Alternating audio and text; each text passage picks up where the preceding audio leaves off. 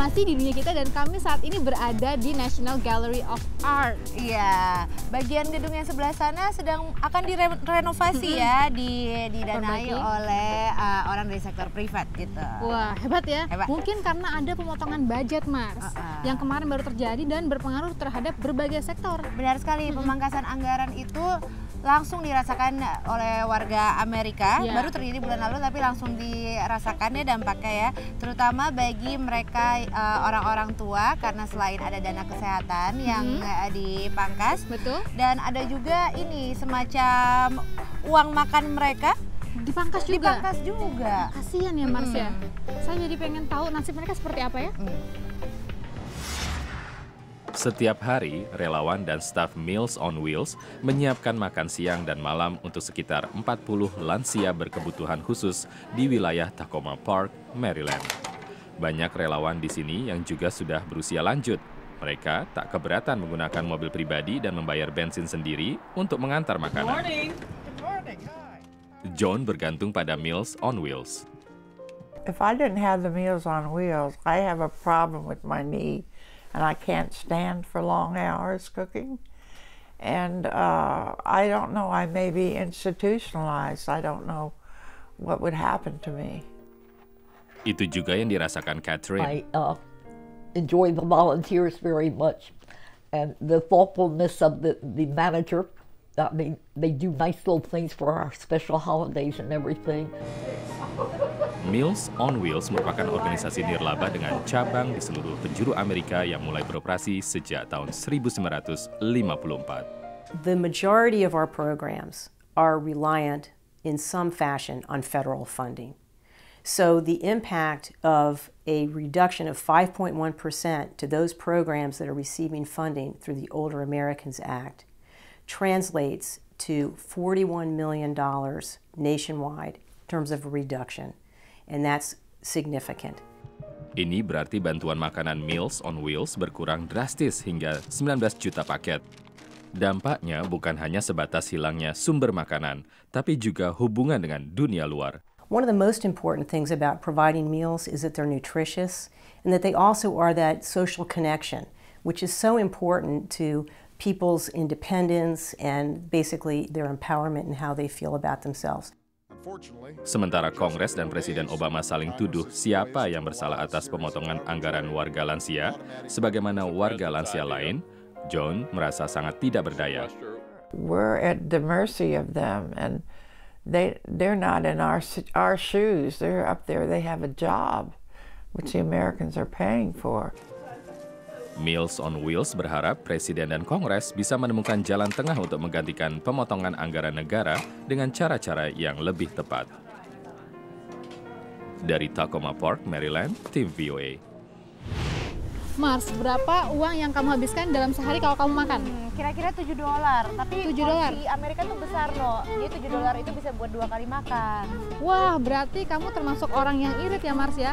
Kalau saya sehari bisa habis $20. Waduh, makan buah, beli es krim, beli makan siang, banyak. Suka jajan saya.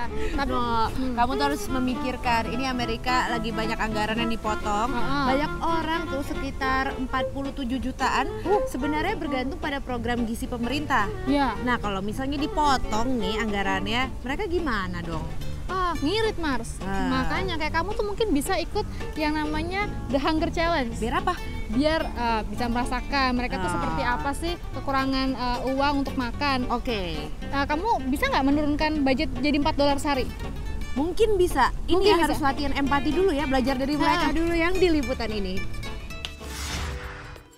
Masak apa hari ini? I am making a zucchini potato frittata.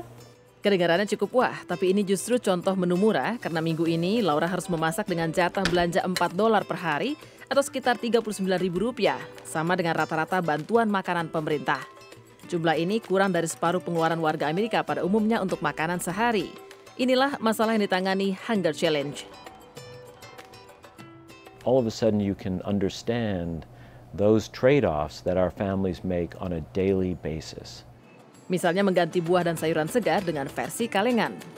A fresh apple might be 5 cents or 10 cents more expensive than the applesauce that's already canned or whatnot, which doesn't sound like a lot, but when you're on $4.03 a day 10 cents here, 3 cents here, it all adds up. Bahkan makanan kalengan merek favoritnya harus diganti karena lebih mahal. You almost have to add some sort of spice to the store brand tomatoes in order to make them taste the same. Beli daging juga sudah jarang. Your red meats are going to be more expensive. Jadi asupan protein minggu ini kebanyakan dari kacang-kacangan. Red beans, pinto beans, got our lentils. Laura harus memutar otak supaya belanjanya sesuai anggaran. Ia menyusun bagian rinci yang mencatat harga setiap bahan dan bumbu makanan. It was a lot of work. I mean, I enjoy it because I enjoy numbers. But again, the average person is probably not going to do this. Tapi ini membantu Laura memasak makanan yang sehat, enak, murah, dan yang penting mengenyangkan. Yeah, it's really good. Menurut Erin, mereka tidak mengorbankan rasa, tapi I've also seen all the work that Laura put into it, and I can't believe that the amount of effort it takes to eat on such a tight budget. Walaupun pusing, ini pengalaman berharga bagi Laura. I've never had to think about where my next meal comes from, and I think that can be a tremendous amount of stress on people. Setelah masak dengan anggaran minim, Laura dan Erin semakin menghargai mereka yang harus hidup dengan bantuan pemerintah dan menyayangkan masih tingginya jumlah warga kelaparan di Amerika. Dari Alexandria, Virginia, tim VOA.